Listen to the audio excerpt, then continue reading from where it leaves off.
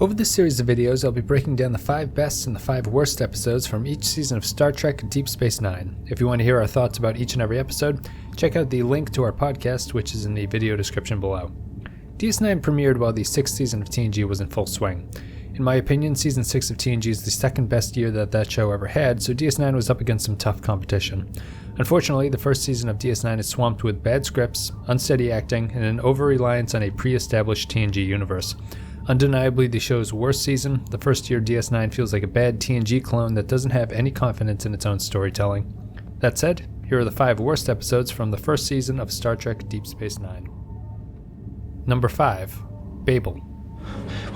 Angle, try sound.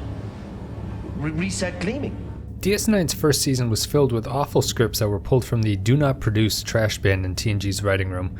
Babel is one of the worst examples of this practice. It's a fairly standard sci-fi plot. The station's inhabitants slowly begin to lose the ability to communicate with each other, and there's an arbitrary countdown to destruction providing the narrative drive. It feels forced and awkward. The central concept is interesting, but the show avoids having to deal with the loss of communication in any meaningful way. It's there simply to provide a problem that needs fixing.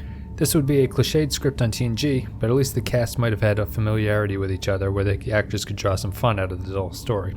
Instead, the new cast of DS9 flounders and they're unable to save the material.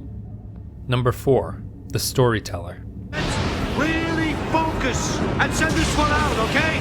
Despite the fact that Bajor is a major component of the DS9 universe, it's been the first season underdeveloped. The Storyteller is a prime example of this Bajoran society's fuzzy characterization.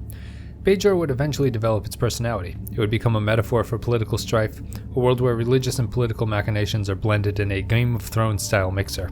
Unfortunately, it spent a good chunk of its first season being schizophrenic. Bajor is visited numerous times during the early run of episodes, and each episode feels like you're on a different planet. There's no cohesion to the Bajoran culture. The Storyteller takes yet another stock sci-fi story and shoves the Bajorans into it. Through a series of unfortunate events, O'Brien becomes a savior to a village constantly threatened with destruction. A cloud appears every few days, the wind kicks up, and the people start to scream. Why are they still living in this village? No one knows. If anything, watch this episode just to enjoy the Cole Meany screaming scenes. Number 3. Q-less. You hit me. Picard never hit me. I'm not Picard. DS9 tried to lure TNG viewers by producing stories that featured TNG characters. In John Delancey's only DS9 appearance, the character of Q highlights the problem with this approach. The guest stars of the first season have a tendency to hijack the episode. The main cast isn't interesting enough to hold their own, so episodes that feature a returning character spend far too much time with our old favorites. For a show that's trying to develop its own feel and tone, losing an episode to a guest star is a big misstep. Vash is an odd character to bring back, isn't she? And Q returns in yet another bad Q episode. And what I mean by that is that he's hanging around with simply trying to be a trickster and nothing else. This is no Tapestry or All Good Things. It's much closer to Hide and Q or Deja Q. Q's powers are wasted, and we simply watch him chase Vash around like a puppy until it all resolves itself and nothing has changed. Number 2. If Wishes Were Horses. Well, don't look so distraught. It's the episode that gave us Cisco's baseball, but it also gave us 45 minutes of Rumpelstiltskin. This is simply a silly idea. While horny Dax has her comedic moments, and the baseball player is lighthearted yet ridiculous, we also get Rumpelstiltskin who spends the runtime harassing O'Brien. If not the first episode in the O'Brien Must Suffer run, it's at least a prologue. It's just a goofy episode.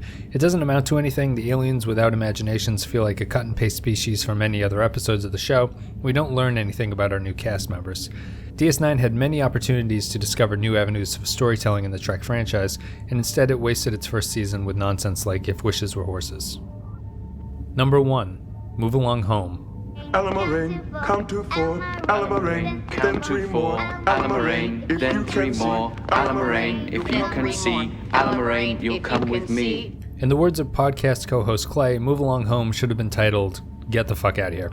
This is an infuriating episode. A group of game-playing aliens from the Gamma Quadrant visit the station and force our heroes to play a deadly game. Or do they?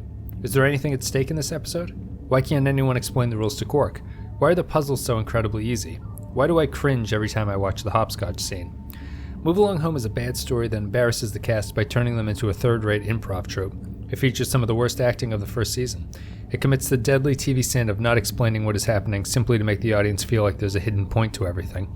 The Gamma Quadrant aliens are atrociously costumed, the game is barely a game, and the set design is sparse and ugly. Move Along Home is the worst episode from the first season of DS9. Hey everybody, thanks for watching. Let me know in the comments what you think the worst episode from the first season of DS9 is. There's a lot of episodes to choose from. Other than that, you can check out the podcast. There'll be a link to that below. And otherwise, have a good day.